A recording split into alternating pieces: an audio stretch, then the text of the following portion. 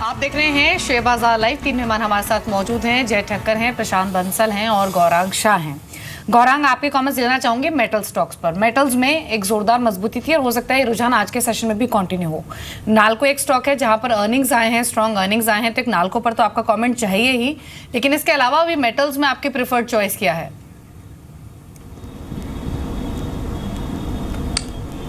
तो हमें ये लग रहा है कि सरकार जो भी खर्चा करने वाली है बजट में, जो अलोकेशन किया गया है और जिस तरीके से टिप्पणियाँ भी सरकार ने दी है कि कमोडिटी को लेकर के सीमेंट और मेटल्स में हम एक सकारात्मक सा रुझान लेकर के चल रहे हैं लंबी अवधि के नज़रिए से, और जो भी सरकार को प्रोक्योर करना होगा वो स्थानीय मार्केट, स्थानीय कंपनियों को पहले प्रेफरेंस देगी, और अगर वो पूरा नहीं कर पाए तो फिर बाकी दूसरे ज़रिए को ये आजमाएंगे।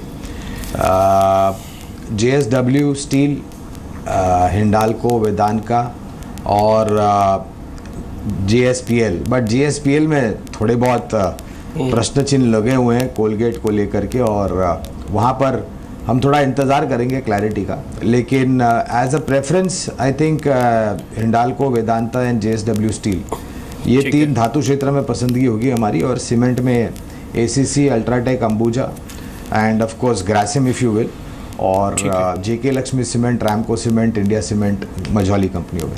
ठीक है। इस बीच जय, आप ITC का चार्ट देखिए, इसके नंबर्स आए थे लास्ट ट्रेडिंग सेशन में, उसमें अच्छा प्ले भी दिया था लास्ट में। ये 310 के आसपास बंद हुआ है, नंबर्स इन लाइन है, कोई एक्स्ट्राऑर्डिनरी नंबर्स नहीं थे, बाजार को जो चाहिए था वैसे इसने नंबर पोस्ट किए हर लिहाज से, वॉल्यूम में, प्रॉफिट में, सेल्स में, सब में। अब ये शेयर का स्ट्रक्चर क्या कहता है, ये भी और चलेगा या फिर रुक जाएगा? ये FMCG का प्ले भी है, ये GST का बेहतरीन काउंटर भी है और अच्छे रिजल्ट्स को भी लेके आया है। अभी ITC और कितना तेज है?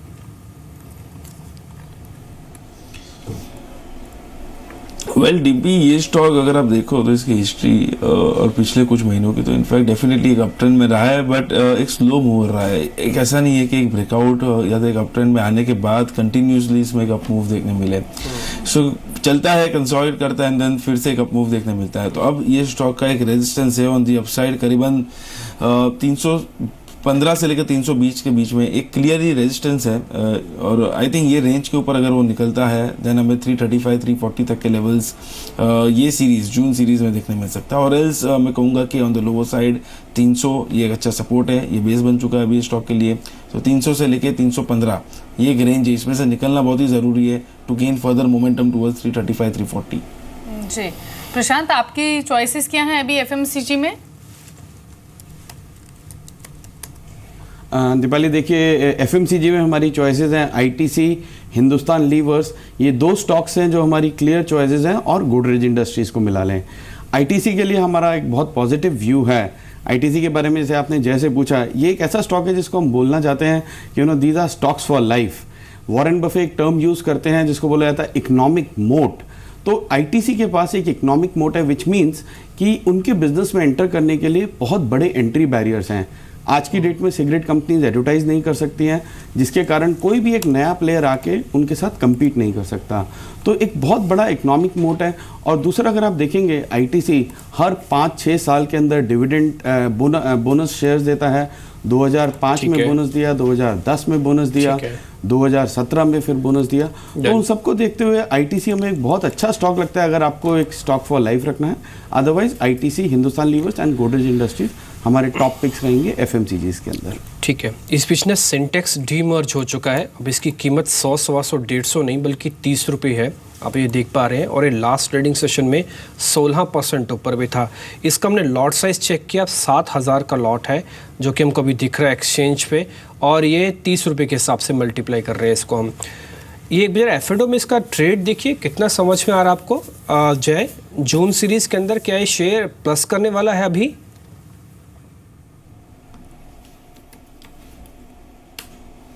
ओवरऑल मैं कहूँगा कि हाँ, एक अच्छा बिल्डअप होते हुए स्टॉक में देखने मिला, और मैं कहूँगा कि जो एडजस्टेड प्राइस अगर आप चार्ट्स पे भी देखें डिम्पी, तो एक बहुत ही बढ़िया मूव देखने मिला है ये स्टॉक में। लास्ट 2 ट्रेडिंग सेशन में अगर आप देखो तो जो एक फॉल आया और फॉल के बाद जो रिकवरी भी देखने मिली है, आई थिंक अब ऑन द लोअर साइड ये स्टॉक में एक अच्छा सपोर्ट है 24 इनिशियली एंड देयर आफ्टर 22 के आसपास। जब तक ये लेवल्स ब्रेक नहीं होते हैं I think overall trend positive रहेगा। एक छोटा सा हर्डल है डिम्पी करीबन 32-50 के आसपास, आई थिंक वो 32-50 का लेवल निकलता है तो आई थिंक और एक अच्छा move towards the levels of 36-37 देखने मिल सकता है सेंटेक्स में। तो मैं तो पॉजिटिव हूँ ये स्टॉक के लिए। ठीक है, जय पॉजिटिव है सेंटेक्स डिस्टेंस पर, लेकिन अब ब्रोकर हाउसेस की रिपोर्ट जान लेते हैं। साक्षी हमारे साथ मौजूद है। पहले साक्षी सन फार्मा पर बताइए, नंबर्स तो काफी खराब हैं, हाउसेस का क्या व्यू है? गुड मॉर्निंग दीपाली, सही कहा आपने, नंबर्स खराब है और इसी के बाद मेजर ब्रोकरेज हाउसेस ने अपनी यहाँ पर रेटिंग को डाउनवर्ड रिवाइज किया है और टारगेट्स को भी डाउनवर्ड रिवाइज किया है। शुरुआत करते हैं सीएलएसए की रिपोर्ट के साथ।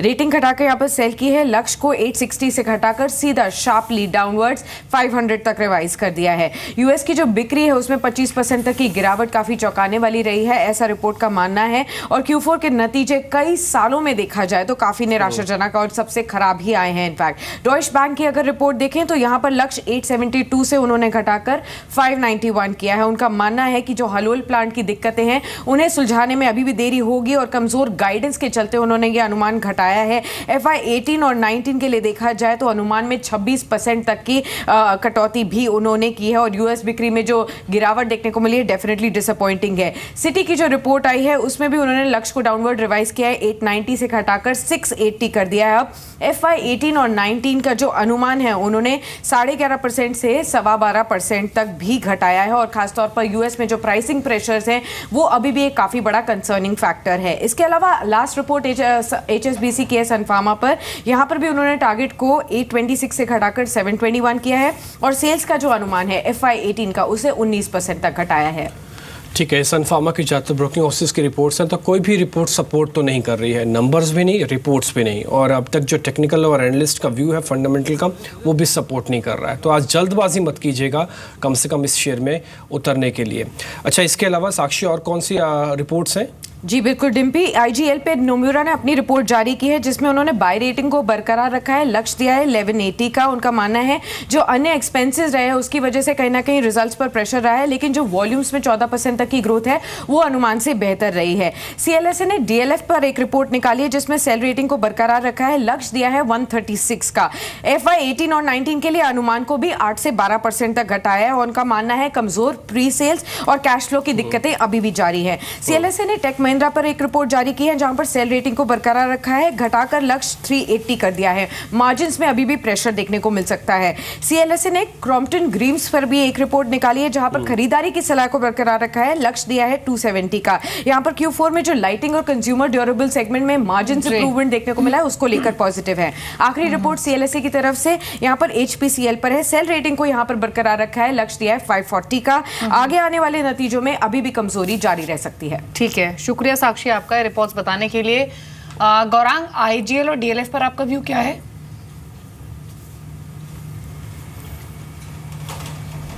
सॉरी, IGL और DLF पर क्या व्यू है गौरांग आपका? वेल, IGL डेफिनेटली खरीदारी की राय है लंबी अवधि के नज़रिए से, और ये पूरा ऑल्टरनेटिव फ्यूल एक थीम जो हमें लग रहा है, IGL है, गुजरात गैस है, पेट्रोनेट LNG मिसाल के तौर पर, ये सभी हमें पसंद है, लंबी अवधि का नज़रिया रखें। और DLF पर तो उछाल पर बिकवाली की राय है और रियल एस्टेट पर जुड़ी हुई कंपनियों में coverage, Prestige Estate, Godrej Property, Mahindra Lifespace, Sobha Limited, Oberoi Realty, ये सब हमें पसंद है। ठीक है, काफ़ी सारी कंपनीज आपको मिल गई हैं रियल एस्टेट की भी जहाँ पे आप बाय कर सकते हैं। DLF को छोड़ दीजिएगा, DLF उस लिस्ट में नहीं है गुरांग की। वैसे भी अब ब्रोकिंग हाउसेस में नेगेटिव ही है इस पे, लेकिन एक नेगेटिव पूरा चल रहा है ADAG के अंदर। आप देखिए कोई भी शेयर उठाइए, सभी शेयर इसके टूट रहे हैं। रिलायंस कम्युनिकेशन की दिक्कतें कुछ ज़्यादा हैं, ये दिक्कतें क्या हैं ये समझाएंगे हमको सुमित। बताएं सुमित, कहाँ पे प्रॉब्लम चल रही है इस समय आरकॉम के साथ? शुक्रिया डिम्पी। देखिए लगातार 3 से 4 दिन, रादर पिछले पूरे हफ्ते में ये खबर रही थी, कंपनी के जो हांगकांग में लिस्टेड बॉन्ड्स हैं 2020 के जो बॉन्ड्स हैं उनमें तेज़ गिरावट देखने को मिली और आज भी यहीं से ट्रिगर शुरू हुआ। आज भी आप सुबह देखें तो हांगकांग लिस्टेड बॉन्ड जो करीब 12 पॉइंट्स के आसपास गिरे हैं। कंपनी के साथ जो खबर आ रही है वो ये कि कंपनी ने कुछ बैंक्स के जो लोन सर्विसिंग है उसमें डिफॉल्ट किया है और 10 बैंक ऐसे हैं जिन्होंने सर्विस करने में लोन को सर्विसिंग जो है उसमें डिफॉल्ट किया गया है। इसीलिए कुछ बैंकों ने इसको स्पेशल मेंशन अकाउंट के अंदर भी डाल दिया दिया है। दरअसल स्पेशल मेंशन अकाउंट वो अकाउंट होता है जहां पे 30 दिन तक अगर ब्याज का भुगतान नहीं हो तो उसके अंदर डाल दिया जाता है। पहले स्पेशल मेंशन अकाउंट 1 में आता है, अगर 60 दिन तक ब्याज नहीं दिया जाता तो ये स्पेशल मेंशन अकाउंट 2 में आ जाता है, और अगर 90 दिनों तक ब्याज का भुगतान ना हो तो ये एनपीए बन जाता है। तो अभी फिलहाल बैंक कंपनी को या रिलायंस कम्युनिकेशन को कई बैंकों ने स्पेशल मेंशन अकाउंट 1 में डाला, यानी कि 30 दिन तक अभी इनके ब्याज का भुगतान नहीं हुआ तो इसलिए इनको इसके अंदर डाला गया है। हालांकि जो शेयर में गिरावट आई है वो इसलिए आई कि इकरा और केयर ने कंपनी के जो बॉन्ड्स हैं उनकी रेटिंग को घटाया गया था, ये कहते हुए कि कंपनी का विदेशी कर्ज जो है वो ज्यादा और शायद कंपनी उसका भुगतान ना कर पाए। कंपनी ने हालांकि अपना वर्जन ये दिया है कि जैसे जैसे ब्रूकफील्ड और एयरसेल की डील होगी वैसे वैसे कंपनी को रकम मिलेगी और करीब 25,000 करोड़ रुपए का भुगतान कर लेगी। लेकिन अब देखना यह है कि डील होते होते में कहीं इतनी देरी ना हो जाए कि कंपनी उसका कर्ज का भुगतान कर ना पाए। दरअसल कंपनी में 42,000 करोड़ रुपए का कर्ज है, कुल मार्केट कैप 6-6.5 करोड़ रुपए के आसपास की है, प्रमोटर का करीब 60% हिस्सा है जिसका 65% हिस्सा गिरवी है, यानी कि टोटल 60% होल्डिंग में आधे से ज्यादा हिस्सा जो है वो गिरवी रखा हुआ है। तो ये कंपनी के लिए एक बड़ा ट्रबल है कि आने वाले समय में क्या ब्रूकफील्ड की डील ही रिलीफ दिला पाएगी या वो डील भी रिलीफ नहीं दिला पाएगी, ये क्रूशियल होगा। और कोई तरीका नहीं है? देखिए, असेट बिक्री ही इकलौता तरीका है कंपनी के सामने कि अब और ज्यादा तो इक्विटी रेज नहीं कर सकते। शेयर हायर लेवल से काफी करेक्ट हो चुका है, 26 रुपए आ चुका है, ऑल टाइम लो पे अब शेयर कामकाज कर रहा है। असेट बिक्री में अगर रकम ठीक से नहीं मिल पाती है या मिलने में देरी होती है और तब तक ब्याज बहुत बढ़ जाता है तो ये कंपनी के लिए और ज्यादा ट्रबल हो सकता है। वैसे भी लगातार जो बॉन्ड्स की गिरावट है वो ये चीज मेंशन भी कर रही है, आज भी बॉन्ड में करीब करीब मेजर गिरावट देखने को मिली है। ये जो डील है आप बता रहे हैं एयरसेल वाली, ये जल्द हो सकती है? ये कंपनी ने भी कहा है कि उन्हें कुछ चीजें औपचारिक जो मंजूरियां मिलनी है वो बाकी रह गई है, लेकिन हाँ ऑन द वर्ज ऑफ है। अगर मंजूरी मिलती है और पेमेंट आता है 25,000 करोड़ रुपए का जो बड़े पेमेंट की बात हो रही है तो शायद डेट के फ्रंट पे थोड़ा रिलीफ आता हुआ दिखाई पड़ सकता है। यानी एयरसेल और ब्रुकफील्ड डील ही है जो कि एनपीए टैग से बचा सकती है रिलायंस कम्युनिकेशन को। शुक्रिया सुमित सभी डिटेल शेयर करने के लिए। जय, ये तो ऑलमोस्ट तय है कि ये स्टॉक कमजोर खुलेगा, लेकिन कितना कमजोर हो सकता है क्योंकि 2 हफ्तों में ऑलरेडी 20% टूट चुका है।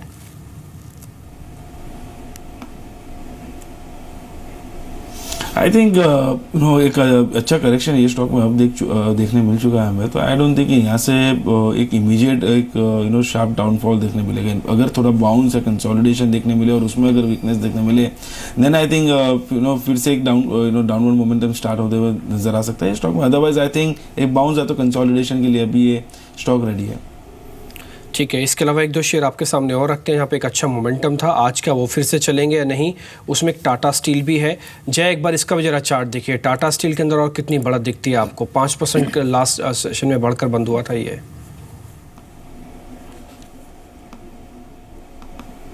बिल्कुल, इनफैक्ट टाटा स्टील पर मैं ये कहूँगा कि डिम्पी हम काफ़ी अच्छे लेवल से बुलिश थे। ये स्टॉक में हमारे क्लाइंट्स को भी रिकमेंड किया था, लगभग 480-85 के लेवल्स तक और 510 तक के टारगेट्स थे और वो अचीव होते हुए नजर आए। तो आई थिंक अब ये लेवल से लॉन्ग करना रिस्क रिवॉर्ड अच्छा नहीं है, it's not favouring the bulls as of now. अगर थोड़ा बहुत कंसोलिडेशन या प्रॉफिट बुकिंग लगभग समझिए 495-500 तक के लेवल्स तक अगर देखने मिलता है टाटा स्टील में, then it would offer again a good risk reward on the upside. Otherwise मैं कहूँगा कि किसी का भी अगर लॉन्ग हो ये स्टॉक में as of now at least for the short term perspective profit book कर लेना चाहिए। एक और अच्छी खबर नहीं है फार्मा पे, आप जो नीचे देख पा रहे हैं स्ट्राइड्स शासन के रिगार्डिंग ये खबर है। इनको 483 मिल गया, यूजुअली ये क्वालिटीज़ के लिए ही मिलता है और 483 का मतलब ये है कि ये प्लांट अब एक्सपोर्ट भी नहीं कर पाएगा और पर्टिकुलर प्रोडक्ट जिसके लिए 483 मिला है वो बनाएगा भी नहीं, तो इमीडिएट इफेक्ट से इस पे बैन कर दिया जाता है। 15 दिन का समय मिलेगा इनको। 3 आपत्तियाँ, 3 ऑब्जर्वेशन फाइंड आउट हुई हैं। ये ऑब्जर्वेशन क्या डेप्थ ज़्यादा है इसकी या नहीं है, ये एक बार विषय हो सकता है कि आप 15 दिन बाद जीतने वाले या फिर नहीं जीतने वाले। अभी तक जितने भी हमने ऑब्जर्वेशन का जवाब सुना है उसमें किसी कंपनी को ज़्यादा रिलीफ मिला नहीं है। एक दो इक्का दुक्का कंपनीज को छोड़ दिया जाए तो भले एक ऑब्जर्वेशन या 10 ऑब्जर्वेशन हो, 15 दिन के अंदर रिलीफ नहीं मिलता, ये तय है। इस स्ट्राइड शासन के अंदर शायद आज आपको दबाव देखने को मिल सकता है। 483 चिंता की बात है और आज सन फार्मा वैसे भी मूड बिगाड़ने वाला था और स्ट्राइड शासन ने 483 लगा के और रई का सिर भी पूरी कर दी है। लेकिन हमने ऑलरेडी वैसे आपको लिस्ट बता दी है, आप इन दोनों कंपनीज को छोड़ भी देंगे तो लिस्ट एक बना रखी है हमने जहाँ पे फार्मा कंपनीज में खरीदारी कर सकते हैं। गुरांग शाह ने आज हमको करीब 5-6 जैसे बताइए, जिसमें फार्मा पे आप नज़र रखें। और फार्मा उनकी लिस्ट में है, नंबर्स भी अच्छे हैं। अगर आप कोई प्ले देखना भी चाहे ना फार्मा में तो और फार्मा, लेकिन एक कंडीशन जो उन्होंने पहले ही बता दी थी कि ये लंबी अवधि के सौदे होंगे, जल्दी खरीदारी इन सब में अभी आप नहीं कर सकते हैं। चलिए आगे बढ़ते, एक शेयर और गौरांग आप ही बता दीजिए, और BHEL, ये मौका या फिर से धोखा है? ये मौका इसलिए क्योंकि 150-160 पे बड़ा अट्रैक्टिव लगता है, और 180 आते आते महंगा क्यों हो जाता है? बाजार इसका साथ छोड़ क्यों देता है? देखिए डिम्पी, एक अच्छी ऑर्डर बुक होना एक तरफ होता है, और उस अच्छी ऑर्डर बुक को क्षमता के साथ साथ, अनुभव के साथ साथ ज़मीनी स्तर पर मुकम्मल करना एक अलग बात होती है, और वो ज़्यादा महत्वपूर्ण होता है एग्जीक्यूट करना, क्योंकि उससे आपकी आमदनी और मुनाफा आता है। एज अ डिस्क्लोजर, एक कन्विक्शन सेल कॉल है हमारी BHEL पर, और BHEL से निकल करके अगर आपको कहीं और कैप गुड्स इंजीनियरिंग स्पेस में निवेश करना है तो L&T सीमेंस ये प्राथमिकता होगी as an investment long term play. ठीक है, लेकिन BHEL के अर्निंग्स आने हो, अर्निंग्स से पहले कल के सेशन में यानी फ्राइडे को ये स्टॉक करीब 4-4.5% के गेंस के साथ बंद हुआ था। स्ट्राइड सेशन पर एक और आपको अपडेट दे देते हैं कि कंपनी ने खुद कहा है कि जो भी 3 ऑब्जर्वेशंस बेंगलुरु यूनिट को लेकर जारी हुई हैं उसमें डेटा इंटीग्रिटी या फिर क्वालिटी कंट्रोल से रिलेटेड ऑब्जर्वेशंस नहीं है। लेकिन देखना होगा आज का रिएक्शन। फार्मा को लेकर ऑलरेडी सेंटिमेंट्स कमजोर हैं, और सन फार्मा ऑलरेडी आज के सेशन में कमजोरी दिखा सकता है। पिछले सत्र में भी 4% टूटकर बंद हुआ था। ये स्ट्राइड सेशन पर जय आपका व्यू क्या है?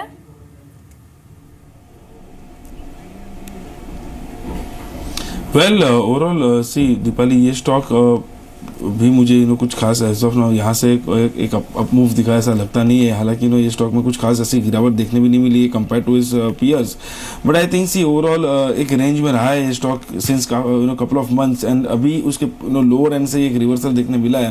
तो आई थिंक अगर और यहाँ से एक अप मूव या तो एक breakout about the levels of से 925 930 के ऊपर देखने मिलता है तो आई थिंक एक मोमेंटम बिल्डअप होगा, and then it can inch towards the levels of 1000 और 1040 एज वेल। और जब तक 930 के ऊपर कन्विंसिंगली नहीं निकलता, मैं कहूँगा कि as of now it can be just a bounce and not a sustainable up trend.